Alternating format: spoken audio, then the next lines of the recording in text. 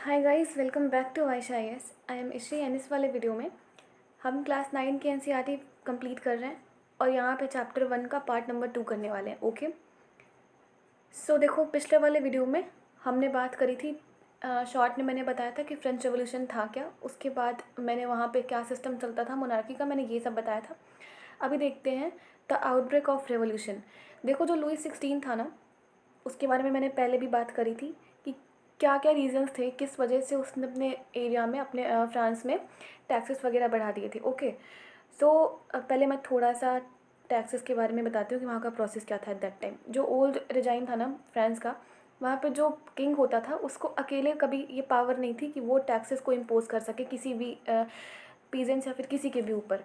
वहाँ पे ये रूल था कि जो किंग था ना, उसको एक ई स्टेट जनरल की मीटिंग बुलानी पड़ती थी, और वो जो ई स्टेट जनरल के जितने भी मेंबर्स वगैरह हुआ करते थे वो सब सारे साथ में मिल करके जो न्यू टैक्सेस होते थे ना, उसके प्रपोजल्स को करा करते थे। ठीक है, ये ई स्टेट जो जनरल हुआ करता था वो एक पॉलिटिकल बॉडी हुआ करती थी जिसमें तीनों स्टेट के जो मैंने बताया था ना, क्लर्जी, नोबिलिटी और ये जो थर्ड ई स्टेट के जितने भी मेंबर्स थे, मैंने बता रखा था पिछले वाले वीडियो में, अगर आप लोग को याद हो तो। फर्स्ट ई स्टेट में थे क्लर्जी, फिर उसके बाद नोबिलिटी, एंड फिर थर्ड वाला जो ई स्टेट था वो ऑलरेडी 3 पार्ट्स में डिवाइड था, जिसमें पहले एक बड़े बिजनेसमैन आते थे, फिर उसके बाद लास्ट वाला जो ई स्टेट था ना, उसमें पेजेंट्स वगैरह जो बिल्कुल ही पुअर सेक्शन है उस टाइम पे लोगों का, वो आता था। ठीक है, फिर तो जो इन तीनों ई स्टेट के जो मेंबर्स होते थे ना, सॉरी, जो इनके रिप्रेजेंटेटिव्स होते थे वो हुआ करते थे उन ई स्टेट जनरल में। ठीक है, जो कि एक पॉलिटिकल बॉडी वगैरह हुआ करती थी। बट हाँ, किंग को अकेले ये राइट नहीं था कि वो टैक्सेस को इम्पोज कर सके या फिर कोई प्रपोजल पास करवा सके, लेकिन हाँ, किंग को ये राइट था कि वो ये ई स्टेट जनरल की जो मीटिंग है वो बुला सके। तो मतलब कब ये मीटिंग को बुलाना है, कब मीटिंग को बंद करवाना है, फिर नहीं बुलाना है, ये था किसके, उस किंग के हाथ में। ठीक है, लास्ट टाइम ये कब बुलाया गया था, 1614 में, याद रखना। इंपॉर्टेंट नहीं, बट हाँ याद रखना। देखो, 5 मई को 1789 में 5 मई को जो लुई 16 था, उसने इस असेंबली को दोबारा से बुलाया, जो ये ई स्टेट जनरल्स थे ना जितने भी, उन सबको दोबारा बुलाया उनकी असेंबली को। क्यों? क्योंकि उसको एक टैक्सेस के प्रपोजल्स पास करवाने थे। अभी क्यों टैक्सेस ये इंक्रीज़ कर रहा था, ये मैंने पिछले वाले वीडियो में आप लोग को ऑलरेडी मैंने बता रखा है। ठीक है, तो मैंने बताया था जो वेर्सलिस मैंने बता रखा था, जिसके बहुत ही खर्चे वर्चे आते थे, मैंने ये भी बता रखा था पिछले वाले वीडियो में। तो वर्सलिस का, जिसको हिंदी में वर्साई कहते हैं, प्रोनाउंसिएशन बस अलग अलग है, बाकी स्पेलिंग तो सेम ही होगा। तो उसके हॉल में ना ये सारे मेंबर्स आते हैं। जो फर्स्ट एंड जो सेकेंड ई स्टेट होते हैं उनमें 300 रिप्रेजेंटेटिव्स आते हैं जो आमने सामने बैठे होते हैं। ठीक है, और जो थर्ड ई स्टेट के मेंबर्स होते हैं, मतलब वो उनके 600 मेंबर्स होते हैं पहले, और दूसरे वाले जो ई स्टेट होते हैं उनके 300 मेंबर होते हैं। मतलब पहले वाले ई स्टेट में 300 मेंबर्स, सेकेंड वाले ई स्टेट से 300 मेंबर्स। ठीक है, ये first and second E state जो थे क्लर्जी और नोबिलिटी के, वो सेंड करा करते थे, एंड ये लोग अपने आमने सामने बैठते थे लोग, एंड इनके पीछे खड़े हुआ करते थे कौन, वो सारे 600 मेंबर्स जो कि थर्ड ई स्टेट से आते थे। ठीक है, क्योंकि देखो थर्ड ई स्टेट में क्या थे, कौन कौन थे, जितने भी एजुकेटेड मेंबर्स थे वो थे, प्रॉस्परस जो लोग हो चुके थे वो थे। ठीक है, जो टैक्सेस वगैरह पे करते थे वही थे। बट एक चीज़ याद रखना, जितने भी पीजेंट्स थे, आर्टिसंस थे और जो वेमेंस थी, उनको इस असेंबली में एंट्री बिल्कुल नहीं दी गई थी। मतलब पीजेंट्स को, आर्टिशंस को, वेमेंस को अलाउड नहीं था इस असेंबली में। ठीक है, बट फिर भी जितने भी थर्ड ई स्टेट के मेंबर्स थे, जितने भी पीजेंट्स थे, आर्टिशंस थे, वेमेंस थी, उनके कुछ डिमांड्स थे जो कि आप कह सकते हो 40,000 लेटर्स में लिख करके इन लोगों ने अपने अपने रिप्रेजेंटेटिव्स को दिए थे कि ठीक है, आप ये हमारी डिमांड है, अब जाके वहाँ पे इस डिमांड को रखना। अब देखते हैं ये लोग फुलफिल करते हैं कि नहीं। ठीक है, आगे बढ़ते हैं। अच्छा, ई स्टेट जनरल में उस टाइम पे ओल्ड रिजाइन में फ्रांस के जो वोटिंग हुआ करती थी, उसमें पहले ऐसा वोटिंग सिस्टम हुआ करता था कि जो एक ई स्टेट है ना, मतलब देखो, दो ई स्टेट के मेंबर्स हैं 300 करके, तो ऐसे वोटिंग नहीं थी कि 300 members is equals to 300 vote, ऐसे नहीं था। वो फर्स्ट ई स्टेट के जितने भी मेंबर्स थे ना 300, तो वो कुल मिला के एक ही वोट हुआ करता था। तो इन लोगों ने ये डिमांड किया, तो जो ये लुई 16 थे ना, इन्होंने भी वही सेम प्रैक्टिस अपनाया। लेकिन जो थर्ड ई स्टेट के मेंबर्स थे, जो मैंने बताया था जितने भी एजुकेटेड मेंबर्स हैं, वो उन्होंने कहा कि नहीं, ऐसा नहीं होना चाहिए, अभी आप इस सिस्टम को चेंज करो, और जैसे वोटिंग होती है ना, 1 person is equals to 1 vote, आप वैसे करो। ठीक है, अब ये लोग, इनके दिमाग में ये है, तो ये डेमोक्रेटिक प्रिंसिपल ना, ये तो डेमोक्रेसी का एक पार्ट है। ठीक है, अब इनके दिमाग में ये डेमोक्रेटिक प्रिंसिपल्स आए कहाँ से, तो ये लोग फिलोसफर से बहुत ज़्यादा इन्फ्लुएंस हुए थे। एक क्वेश्चन आप अगर लिख पाओ, जब ये चैप्टर कंप्लीट हो जाएगा पूरा, तब अगर आप थोड़ा सा भी इसके बारे में लिख पाओ तो आप लिखना role of philosophers in French revolution, ठीक है। इसका आंसर ट्राई करना लिखने को, आता है तो ठीक है, नहीं आता तो कोई बात नहीं, बाद में वो आ जाएगा खुद भी। तो जितने भी फिलोसफर थे ना, इनसे ये लोग बहुत ही ज़्यादा इन्फ्लुएंस हुए थे। तो रोसू करके मैंने एक फिलोसफर बताया था, उनकी बुक में, उनकी एक बुक है द सोशल कॉन्ट्रैक्ट, वहाँ से उन्होंने ये डेमोक्रेटिक प्रिंसिपल, हो सकता है किसी ने पढ़ा होगा। अब ऑब्वियसली थर्ड स्टेट में पढ़े लिखे लोग हैं, तो वो लोग ऑब्वियसली बात है पढ़े होंगे। तो वो लोग ना इन जो ये रोसू की बुक थी द सोशल कॉन्ट्रैक्ट, वहाँ से ये लोग इन्फ्लुएंस हुए थे। एंड फिर वहाँ से ही ये डेमोक्रेटिक प्रिंसिपल इन्होंने सामने रखा कि नहीं, आप असेंबली एज ए होल नहीं, आप मतलब 1 person is equals to 1 vote, आप ये वाला सिस्टम करिए, ठीक है। बट किंग को मतलब कहाँ ही क्यों ही मानेगा वो डेमोक्रेटिक थोड़ी ना है, वो तो वहाँ पे मोनार्की सिस्टम चला रहा है।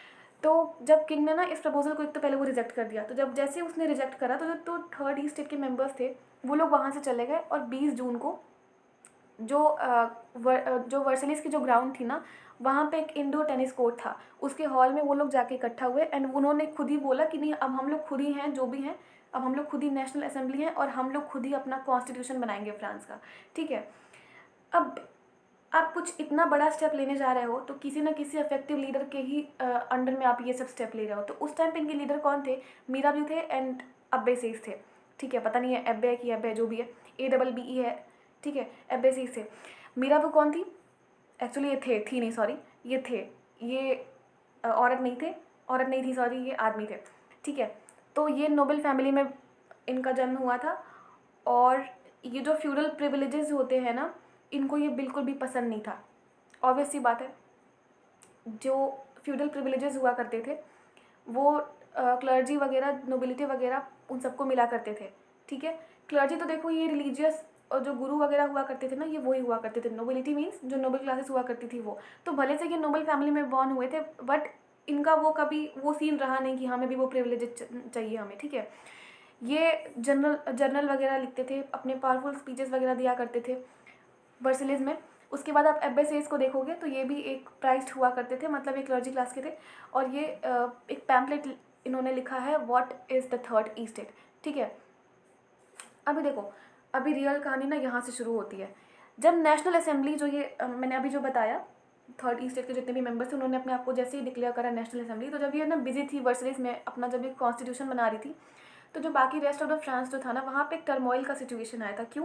क्योंकि देखो उस टाइम पे था विंटर वाला, एक्चुअली विंटर उस टाइम पे आ गया था। वैसे तो नहीं है ना कि 20 जून को वहाँ पे कलेक्ट हुए, फिर 20 जून को स्टार्ट कर दिया बनाना, सब कुछ नहीं, धीरे धीरे करते करते विंटर आया। फिर जब जैसे ही विंटर आया तो जो वहाँ की खेती वेती है, जो कल्टिवेशन है, जो हार्वेस्ट है, वो सब खराब होने लगा, ठीक है। टर्मोइल वगैरह आ रखा था वहाँ पे। जब हार्वेस्ट ख़राब हुआ, ऑब्वियस सी बात है, अधिकतर किसान हैं, हार्वेस्ट ख़राब होगा, जो प्राइस है ब्रेड वगैरह के, अब हम लोग यहाँ पे रोटियाँ बोलते हैं, वहाँ पे ब्रेड बोलते हैं उसी को, ठीक है। मतलब उसी को नहीं, हाँ, मतलब वहाँ पे ब्रेड बोलते हैं, वो बेसिक चीज़ है, बेसिक नेसेसिटी है वहाँ पे लोगों की। तो जो ब्रेड वगैरह थी ना, उनकी सारी की प्राइजेस बढ़ गई। प्राइजेस इतनी बढ़ गई कि लोगों को वहाँ पे ब्रेड खरीदने का पैसा भी नहीं होता था। मैंने आपको स्टार्टिंग में एक ब्रीफ हिस्ट्री बताया था ना फ्रेंच रेवोल्यूशन का, अभी आ रहा है टोटल उसी पे, ठीक है। इसके पहले वाले वीडियो में मैंने बताया था। तो लोगों के पास ना ब्रेड तक खरीदने का पैसा नहीं था। जबकि ये जो बेकरी शॉप्स वगैरह हुआ करती थी ना, वहाँ पे बहुत लंबी लंबी लाइनें लगानी पड़ती थी, ठीक है। कई लोग भूखमरी की वजह से, कई लोग मर गए, ठीक है, भूख की वजह से।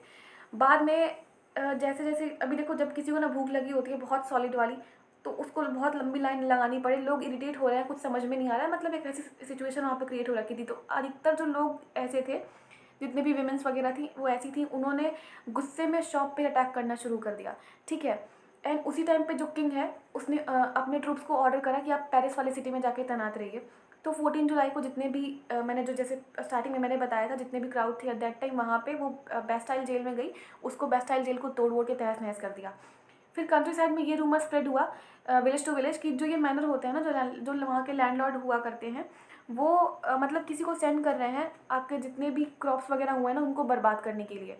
तो जो पीजेंट्स वगैरह थे गाँव के, उनको इतना डर था कि ये लोग आके हमारे क्रॉप्स को बर्बाद कर देंगे, तो इससे पहले कि ये लोग हमारे क्रॉप्स को बर्बाद करें, हम इन्हें ही नहीं छोड़ेंगे। तो जो जितने भी पीजेंट्स वगैरह थे, वो गुस्से में सेवरल डिस्ट्रिक्ट में गए, जितने भी लैंडलॉर्ड वगैरह हुआ करते थे ना, जितने भी नोबल मैन, जितने भी नोबिलिटी क्लास के जितने भी नोबल मैंस वगैरह हुआ करते थे, उनके घरों को तोड़ फोड़ दिया। जितने भी जो ड्यूज़ वगैरह हुआ करते हैं ना, जिसमें रिकॉर्ड वगैरह लिखे जाया करते थे कि हाँ इनका इतना बाकी है, इस पीजेंट्स का इतना कर्ज है, डेप्ट वाला जो रिकॉर्ड वगैरह होता है, उन सबको इन्होंने फाड़ के फेंक दिया, उन सबको इन्होंने जला दिया। तो वहाँ पे इतना ज़्यादा आप कह सकते हो सिचुएशन इतनी ख़राब हो चुकी थी कि वो किंग से भी ना संभाली नहीं जा रही थी, ना ही उनके ट्रूप से संभाली जा रही थी। तो इन सारे रिवॉल्ट को देख करके जो लुई 16 थे, वो फाइनली इन्होंने एक रिकग्निशन अकॉर्ड करा नेशनल असेंबली को, एंड इन्होंने ना सारे प्रिंसिपल को एक्सेप्ट कर लिया। एंड इन्होंने ये मान लिया कि ठीक है, अभी पहले तो किंग ऊपर हुआ करता था, अभी हमसे ऊपर होगा कॉन्स्टिट्यूशन, ठीक है, फ्रांस का संविधान। अभी भी याद रखना, ये संविधान वो वाला नहीं है कि एक बार बना दिया फिर कभी ज़िंदगी में कभी बदल ही नहीं सकते हो। अभी कुछ है नहीं, ठीक है, नॉर्मल सा कॉन्स्टिट्यूशन है वो, डेमोक्रेसी वाला कॉन्स्टिट्यूशन नहीं है उनका वहाँ पे अभी। मतलब जिस टाइम की मैं बात कर रही हूँ 1789 की, उस टाइम में मैं बता रही हूँ, ठीक है। तो किंग ने फाइनली ये एक्सेप्ट कर लिया कि जो भी चीज़ें होंगी सबसे ऊपर है हमारा कॉन्स्टिट्यूशन, उसके बाद मैं या फिर कोई भी, ठीक है। तो ये एक्सेप्ट कर लिया। तो 4 अगस्त को 1789 में रात का टाइम था, उस टाइम पर जो असेंबली है नेशनल असेंबली उस टाइम की, ये जो भी थर्ड ईस्टर के मेंबर थे ना, उन्होंने तो डिक्लेयर करा था अपने आप को एज अ नेशनल असेंबली। तो उन्होंने क्या किया, उन्होंने एक पास करा डिक्री। उसमें क्या लिखा था कि फ्यूडल सिस्टम, जो भी टैक्सेस वगैरह है, जो भी ऑब्लिगेशन है, टैक्सेस है फ्यूडल सिस्टम के, उन सबको अबॉलिश करा दिया, उन सबको मतलब ख़त्म ही कर दिया उन लोगों ने। जितने भी क्लर्जी के मेंबर्स थे उनको अपने प्रिविलेजेस गिव अप करने के लिए फोर्स करे गए, और आगे से किसी भी क्लर्जी को कोई भी प्रिविलेजेस नहीं मिलेंगे, ठीक है। जो भी तीट्स एंड जो टेल वगैरह लगती थी, मैंने बता रखा था, चर्च वाले जो थे, जो क्लर्जी वगैरह थे, वो टैक्सेस वगैरह लिया करते थे पीजेंट्स वगैरह से, जिनको टीट्स कहते थे, ठीक है। एक बार स्पेलिंग देखना, TITHES, ओके, एक मिनट, हाँ, उनको टीट्स कहते थे। तो ये जितने भी टैक्सेस थे ये सब अबॉलिश हो गए। जो चर्च, जो लैंड था जिस पे कंट्रोल कर रखा था चर्च ने, इसको भी हटा दिया गया कि नहीं अब ऐसा कुछ नहीं होगा, जिनका लैंड है वो उनका ही रहेगा। एंड इससे बहुत ज़्यादा बेनिफिट भी हुआ था एट दैट टाइम लोगों को। अभी देखते हैं France become a constitutional monarchy. अभी भी डेमोक्रेसी नहीं आई है वहाँ पे, याद रखना। देखो जो नेशनल असेंबली है ना, इन्होंने अपना कॉन्स्टिट्यूशन ड्राफ्ट करके तैयार कर दिया फाइनली 1791 में, ठीक है। ऑब्जेक्ट क्या था, जो मोनार्क सिस्टम वहाँ पे चलता था ना, उसको लिमिट करना था, जो भी किंग था उसकी पावर्स को लिमिट करना था, ठीक है। तो इसके लिए ना इन्होंने पावर्स को सेपरेट कर दिया लेजिस्लेचर, एग्जीक्यूटिव एंड जुडिशरी में, ठीक है। इस वजह से जो फ्रांस था वो बना कॉन्स्टिट्यूशनल मोनार्की। अभी भी देखो 1791 में जो पावर वगैरह, जो भी कॉन्स्टिट्यूशन जो ड्राफ्ट हुआ था, जो नेशनल असेंबली थी वो कभी भी डायरेक्ट इलेक्शन से नहीं इलेक्ट हुई थी, वो इनडायरेक्टली इलेक्ट थी। कहने का क्या मतलब है कि उसको इलेक्ट कुछ लोगों ने नहीं किया था। वो कौन से लोग थे जिसने नेशनल असेंबली के मेंबर्स को इलेक्ट करा था? जो टैक्सेस वगैरह पे करते थे ना, उन्होंने ही करा था। और उस टाइम पे क्या था, जितने भी 25 ईयर्स के हो चुके हैं जो भी लोग, कहने का इतना मतलब है कि जो 25 साल से ऊपर हैं और जो अपना 3 दिन का जो भी अर्न करते हैं, ऐसे समझो 1 दिन का उनका सैलरी वैसे ही कम हुआ करता था, वो उसी में अपना लिवलीहुड नहीं चला पा रहे थे। अब उसमें से भी उन लोगों को वोटिंग राइट मिली जो 3 दिन की सैलरी अपनी टैक्सेस में ही दे देते हैं, ठीक है। और जो जिनकी एज 25+ हो चुकी है, वो लोग, उन लोग को एक स्टेटस दिया गया कि ये एक्टिव सिटीजन्स हुआ करते हैं एंड इनको वोटिंग राइट्स है। जितने भी बाकी रिमेनिंग मेंस थे, जितने भी वेमेंस थी, उनको पैसिव सिटीजन्स कंसिडर करा गया और उनको वोटिंग राइट से हमेशा ही पीछे रखा गया, ओके। अभी ज़रा इस वाले फिगर को देखना, 1 मिनट में एक और चीज़ बताती हूँ। जो कॉन्स्टिट्यूशन था ना फ्रांस का उस टाइम पे, वो स्टार्ट हुआ declaration of rights of man. ये जो जितने एक बार मैं जूम करती हूँ, आपके बुक में ही दे रखा होगा, ठीक है। ये जो ब्लू कलर में है ना फिगर वगैरह दिया हुआ है,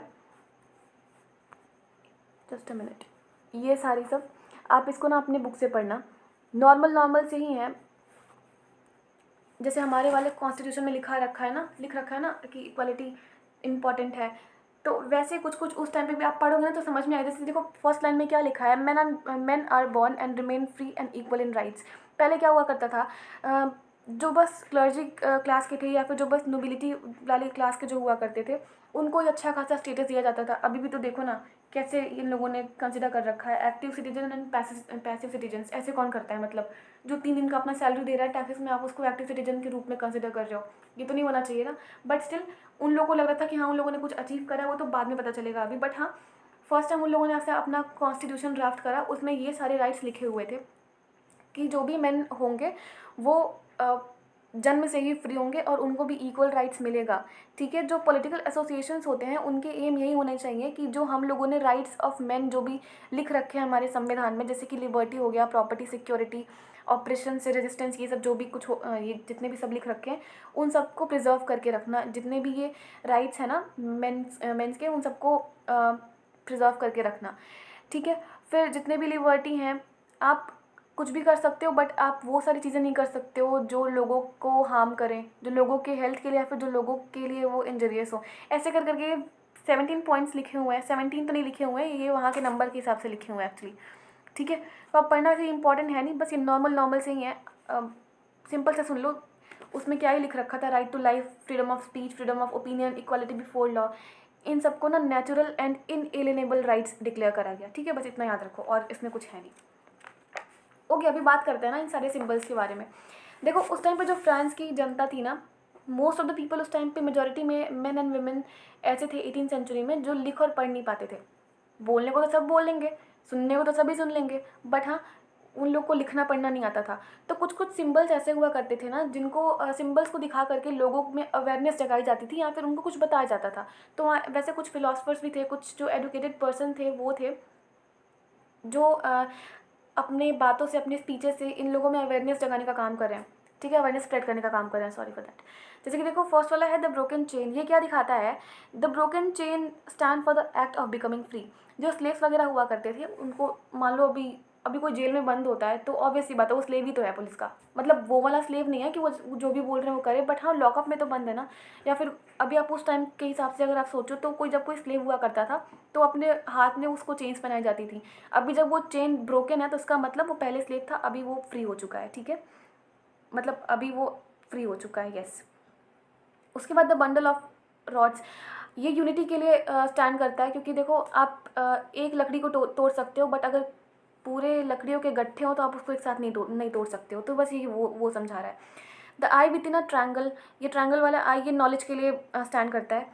फिर ये जो आप देख रहे हो, ये शाही फरमान आपने मुगल्स में देख रखे होंगे, ये वाले कभी टीवी शो में या फिर कभी भी देख रखा होगा। जब कोई फरमान वगैरह आता था, तो वो लोग कैसे ही खोलते थे कि हाँ, ये फरमान आ रखा है इस वाले देश से, ऐसे। तो ये वो चीज़ है। Snake biting its tail to form a ring, ये सिंबल एटर्निटी का, ठीक है। मतलब ऐसे ऐसे करके है। ये रेड कैप मतलब क्या होता है? देखो, जो पहले स्लेव थे ना, अभी वो फ्री हो चुके हैं, तो उनको रेड कैप पहनना पड़ता था। उससे पता चलता था कि हाँ, ये पहले स्लेव थे, अभी जाके ये फ्री हो चुके हैं। Now blue, white and red, ये ना नेशनल कलर है ये फ्रांस के, ठीक है। नीचे वाला क्या है? The winged women, personification of law, okay. फिर उसके बाद ये तो लॉ टैबलेट है, ये नीचे वाला सब लोग इक्वल है। बस विद दैट्स इट, इसमें तो बस इतना ही कुछ था और कुछ नहीं। नेक्स्ट वाले वीडियो में हम करेंगे एक सेकेंड, नेक्स्ट वाले वीडियो में हम करेंगे France abolishes monarchy and becomes a republic. अभी जाने से पहले एक इम्पॉर्टेंट इन्फॉर्मेशन एज यूजुअल, कि जो भी एस्पिरेंट सीरियस होकर के यूपीएससी की प्रिपरेशन करना चाहते हैं, वो यहाँ पे दिए गए व्हाट्सअप नंबर पे हमारे वाइस सर को कांटेक्ट कर सकते हैं, ओके। नो मैटर व्हाट, आप कब से प्रिपेयर कर रहे हो, कब से नहीं, जस्ट एक बार कांटेक्ट कर लो, बेनिफिट आपका होगा। कोई भी ग्रुप्स वगैरह नहीं बने हैं, सर की पर्सनल मेंटरशिप प्रोवाइड करवाई जाती है, सर खुद ही रिप्लाई करते हैं। सो आपको इस वाले ईयर पेपर देना है या फिर आफ्टर 10 ईयर्स देना है, आप एक बार सर को कांटेक्ट कर लो, बेनिफिट आपका ही होगा, ओके। देखो, 9 से जितने भी एनसीईआरटीज़ चलेंगी वो थोड़ी सी लॉन्ग चलेंगी, और ऐसे ही धीरे धीरे आराम से ही चलेंगी। वो 20 मिनट्स में या फिर 25 मिनट्स में ऐसे वीडियोज़ आएंगे, क्योंकि चीज़ें समझ में आनी चाहिए। एंड यहाँ पे क्वेश्चंस ढूंढने की कोशिश करना अभी, क्योंकि वो क्लास 8 तक क्या था ना, वो सब आगे रिपीट हो जाएंगी 11th 12th में। ये सारी चीज़ें भी रिपीट होंगी, बट वर्ल्ड हिस्ट्री बहुत कॉम्प्लिकेटेड होती है, कुछ लोगों को बोरिंग लगती है। तो यहाँ से समझने की कोशिश करना, बाकी सब अपने आप चीज़ें सॉर्ट आउट हो जाएंगी, ठीक है। अगली वाली वीडियो में करते हैं फ्रांस में, हम देखेंगे कि कैसे उस मोनार्की को एबॉलिश करा और कैसे वो रिपब्लिक हुआ, ओके। तब तक के लिए have a great day ahead, take care, bye.